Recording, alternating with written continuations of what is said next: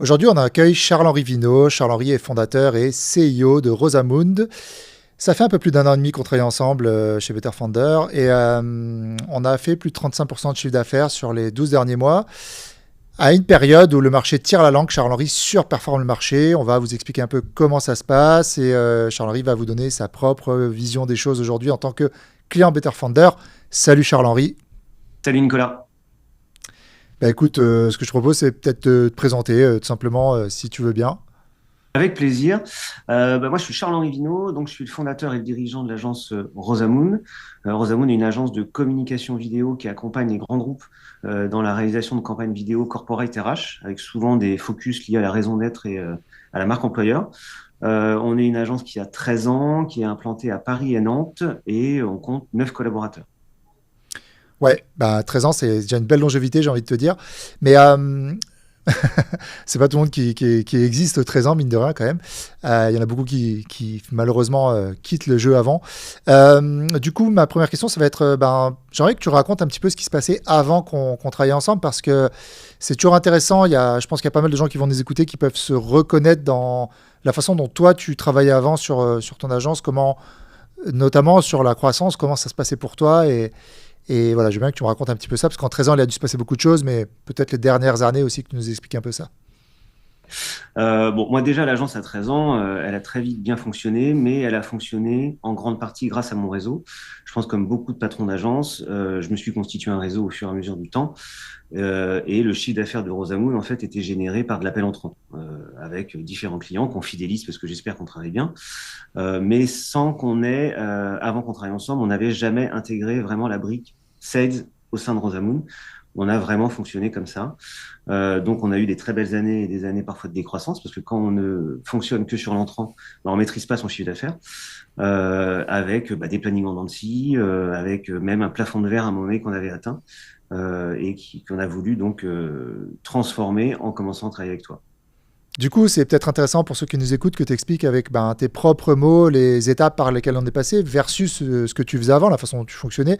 Qu'est-ce qu'on a mis en place? Peut-être les doutes que tu as pu avoir potentiellement au début, et puis au finalement, tu as commencé à avoir la foi. Nous, on parle souvent d'acte de foi au départ, parce que quand c'est très nouveau, les méthodes qu'on propose et qu'on applique, il peut y avoir des doutes. Et puis, quand on commence à voir que ça marche, ça change pas mal de choses.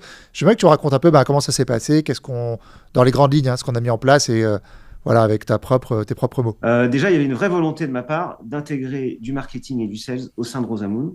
Une vraie volonté, mais pas forcément les bons outils, les bons réflexes. Donc, on a eu ensemble les premiers mois une vraie période d'acculturation qui m'a demandé d'évoluer, de changer de mindset même, j'ai envie de dire.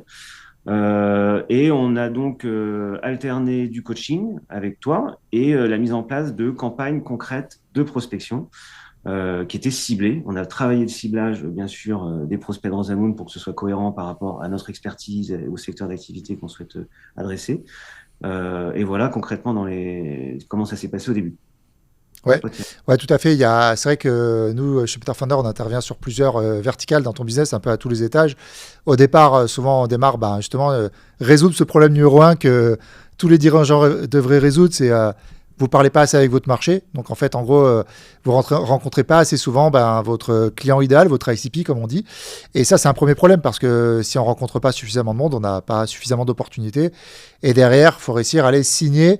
Mais on en reparlera un peu après la partie commerciale, parce que c'est vrai que c'est pas parce qu'on a un rendez-vous qu'il y a une signature forcément à la clé. Il y a plein de choses qu'il faut comprendre. Et je veux bien qu'on fasse un petit focus sur le marketing pour commencer, si tu veux bien, parce que moi, il y a un truc que je remarque beaucoup chez les personnes que je rencontre qui sont pas encore des clients, c'est que ils ont des doutes pour la plupart d'entre eux, enfin pas tous, mais une bonne partie, sur, OK, le premier canal, tu sais, qu'on met en place, nous, c'est envoyer des messages sur LinkedIn, envoyer des mails, et souvent, eux-mêmes, ils en reçoivent, qu'ils ne trouvent pas très pertinents. Ils se disent, non, mais ça, ce genre de méthodo, ça marche pas. Ça peut pas marcher pour moi en business. Ça peut pas marcher sur des grands groupes. Ça peut pas marcher sur du luxe, sur peu importe. On s'en fiche. Mais en tout cas, ça marche pas pour nos métiers. Est-ce que tu peux dire comment ça a fonctionné pour toi? Et peut-être tu avais ce doute au départ aussi, je sais pas. Mais Ouais, j'avais un petit peu ce doute parce que Rosamund fonctionnait sur l'entrant et on dit souvent que les agences fonctionnent aussi grâce à leur notoriété. Donc, j'avais le ouais. doute sur le fait que les campagnes de prospection puissent vraiment fonctionner. Oui, ça fonctionne, je peux le dire concrètement. Après, elles fonctionnent aussi parce qu'on a travaillé ensemble sur la cible qu'on veut toucher, sur la façon dont on s'adresse à elle. On a travaillé ensemble sur les messages, les types de messages, que ça corresponde à Rosamund et que ça corresponde aussi au marché, quoi. Ça correspond quand même à une attente d'un prospect. La façon dont on s'adresse à lui, c'est très important. Et ce sont quand même des campagnes certes automatisées, mais personnalisées. C'est-à-dire qu'on s'adresse aux gens, on les appelle par leur prénom, on cite leur entreprise, et donc en fait, je pense que quand même, ça permet d'avoir des messages qui sont pas anonymes, qui peuvent toucher. Et en revanche, oui, ça fonctionne avec quand même, on a eu rapidement des rendez-vous, quoi. Ouais, ouais, c'est rapidement. D'ailleurs, sur des gens qui sont considérés comme un peu, pas intouchables, mais difficiles à atteindre parce que très occupés, très sollicités, etc. Des DIRCOM, dir market de grands groupes, c'est pas simple à avoir. En tout cas, c'est ce qu'on imagine. Mais au-delà même de la façon dont on structure le message et dont on personnalise, la réalité, c'est la stratégie en soi qui va compter. Je sais pas si tu es d'accord avec moi sur cette analyse aujourd'hui, mais tu sais, par exemple, plutôt se baser au début sur ton réseau, sur de la reco, etc. C'est beaucoup plus chaud que. Mais même sur l'afro, aujourd'hui, tu as des résultats. Hein. Toi, aujourd'hui, on a bien Oui, travaillé après, toutes les verticales et.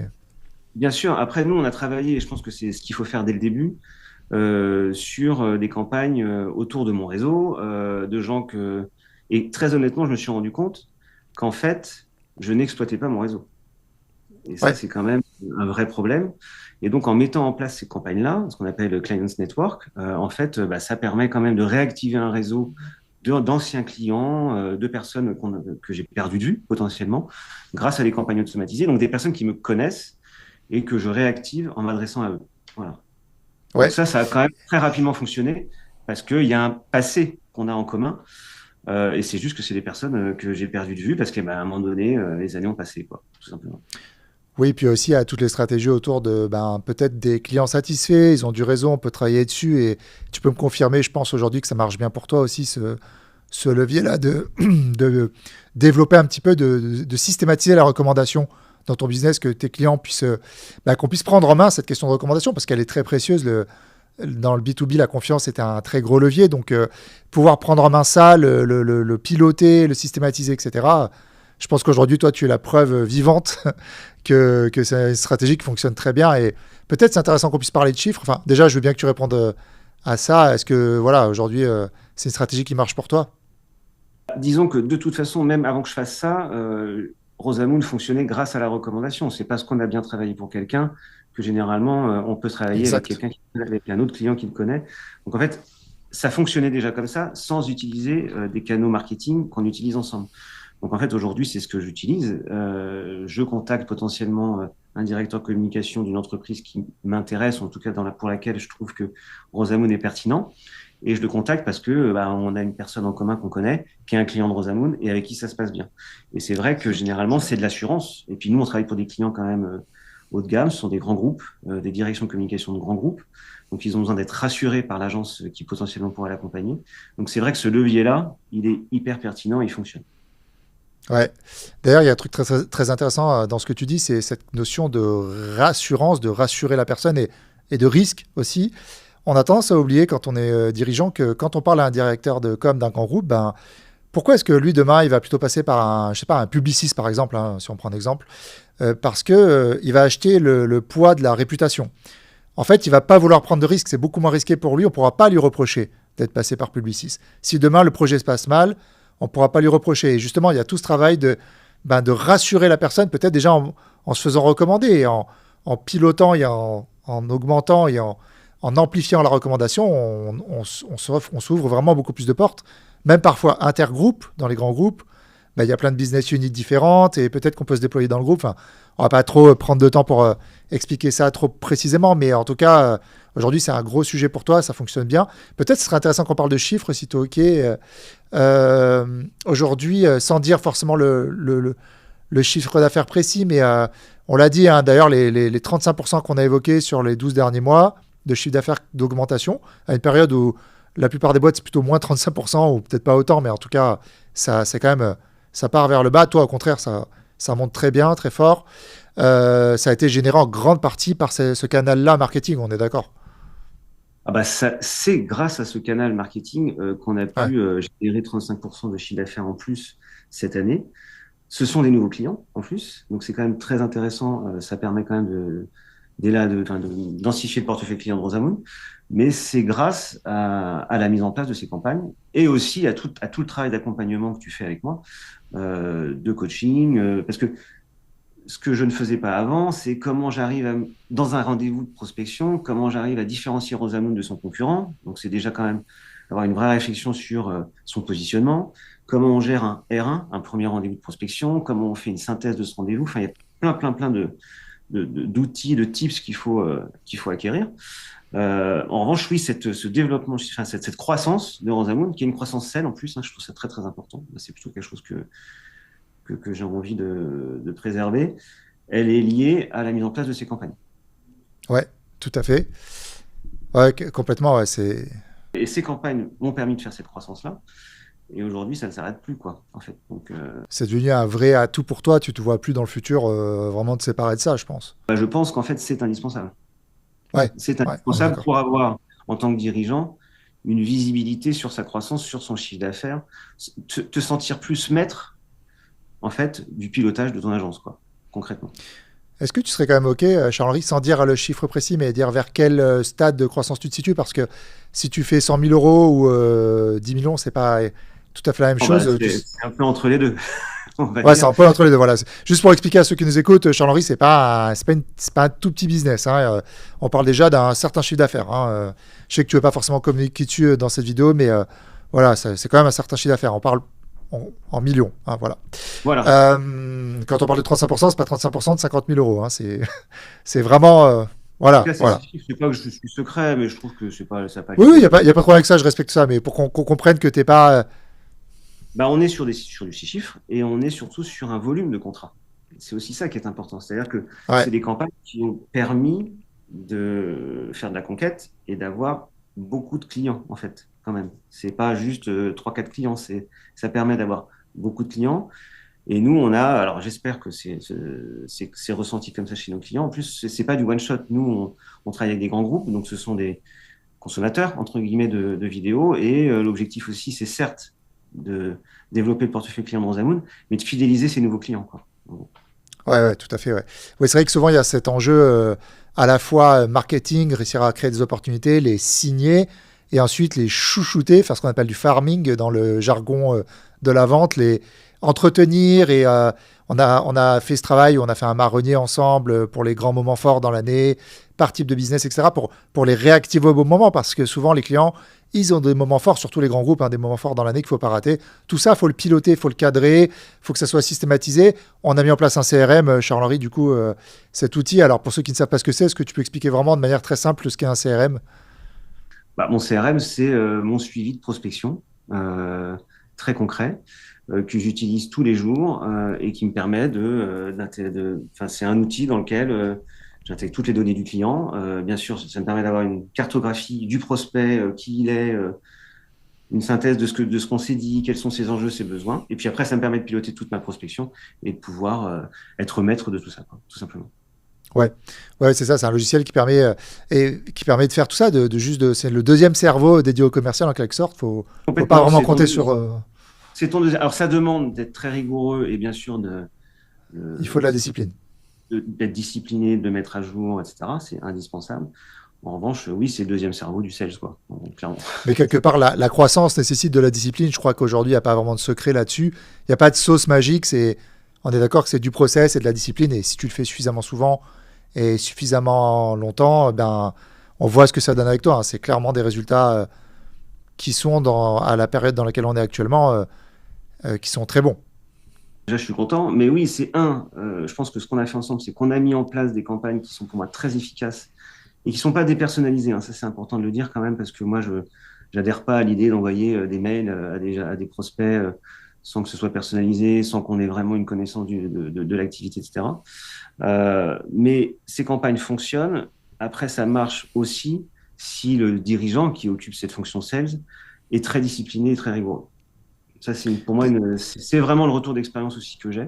Et j'ai vraiment évolué en travaillant avec toi, d'intégrer cette discipline du suivi du cycle de vente de chaque client.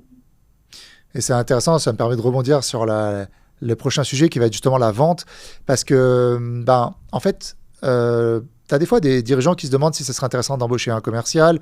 Je pense que toi, moi, aujourd'hui, on est OK pour dire que c'est pas forcément le bon pari parce que bah, aujourd'hui, toi, tu es dirigeant de ta boîte, tu es peut-être actuellement dans ton stade de maturité le meilleur pari pour Rosamund, pour ben, voilà, être le meilleur vendeur de ta boîte quelque part.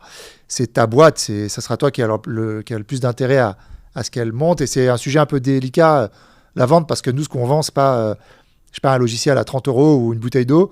C'est des sujets un peu complexes, faut être du métier, etc. Donc, ce passage un petit peu je suis un peu un peu bloqué dans l'opérationnel, la production, et je prends plus de temps et je prends un peu de hauteur par rapport à l'opérationnel justement. Donc là, il y a un double sujet. Je commence à prendre beaucoup plus en main la question de la vente et je prends un peu d'auteur en tant que dirigeant aussi. Je deviens un dirigeant vendeur, comme tu dis, c'est intéressant ce terme. Je veux bien que tu me racontes un peu tout ça. Déjà, c'est pas un gros mot, hein. C'est pas un gros mot, dirigeant Non, vendeur. c'est pas un gros mot, tu as raison, faut le dire parce que. Ouais. Ouais, je trouve que c'est pas du tout un gros mot. Excuse-moi, je t'ai coupé. Tu voulais me poser une question précise. Non, pas du tout. Moi, ce qui m'intéresse que tu racontes un peu, c'est ben, si tu devais donner simplement des conseils aujourd'hui, ce que tu appliques à ceux qui nous écoutent et ça fonctionne très bien pour toi. Je veux dire, tu leur donnerais quoi comme conseil de manière assez simple Comment j'ai changé mon quotidien, tu veux dire? Ouais, déjà, peut-être comment tu as retravaillé un peu ton planning et raconte un petit peu tout ça si tu veux bien. Alors, déjà, moi, j'étais très impliqué dans la production avant de travailler avec toi. Donc, j'ai pas le ratio exact, mais je dirais que je passais quand même 60-70% de mon temps sur des sujets de production. Donc, le fait d'intégrer du sales dans Rosamund et que je le prenne en charge, ça a demandé de restructurer Rosamund, de déterminer des fiches de poste plus précises au sein de l'équipe et responsabiliser notamment les cadres de Rosamund sur des sujets de production pour que je puisse m'en détacher. Parce qu'évidemment, quand on est une agence comme Rosamund, on doit conserver sa qualité de production. On travaille avec des grands groupes, c'est des clients très exigeants et il est hors de question de négliger ce point-là. Donc ça, c'était un travail qu'on a fait ensemble. On a mieux structuré Rosamund, on a établi des fiches de poste, etc., pour que je puisse dégager du temps petit à petit et consacrer plus de temps, en fait, au commercial. Donc ça, c'est déjà le premier point. Et après, moi, ça a été un vrai changement quand même dans mon quotidien. Ça a mis quelques mois quand même pour que je puisse, l'intégrer totalement. Et aujourd'hui, alors j'ai mes petits rituels qui fonctionnent selon moi très très bien, mais j'ai déjà intégré une énorme discipline dans la dimension sales chez Rosamund. C'est-à-dire qu'on était une agence qui était très focus production. Aujourd'hui, on est une agence qui la production est primordiale, mais dans laquelle la partie vente est centrale aussi. Et donc moi, par exemple, un petit rituel que j'ai, parce que je suis du matin, tous les matins, de 7h30 à 9h30, je fais mon suivi dans mon CRM de prospection avec mes relances, etc., etc. Donc en fait, c'est quelque chose que j'ai systématisé. C'est mon rituel à moi. Je dis pas que c'est un bon rituel pour chacun, mais ça ne bouge pas, ça ne changera jamais, et c'est tous les matins pendant 2 heures. Et ça, clairement, cette discipline, cette rigueur, c'est pas très sexy, entre guillemets, mais ça marche. Ouais, le process, c'est pas sexy, mais ça marche, comme tu dis.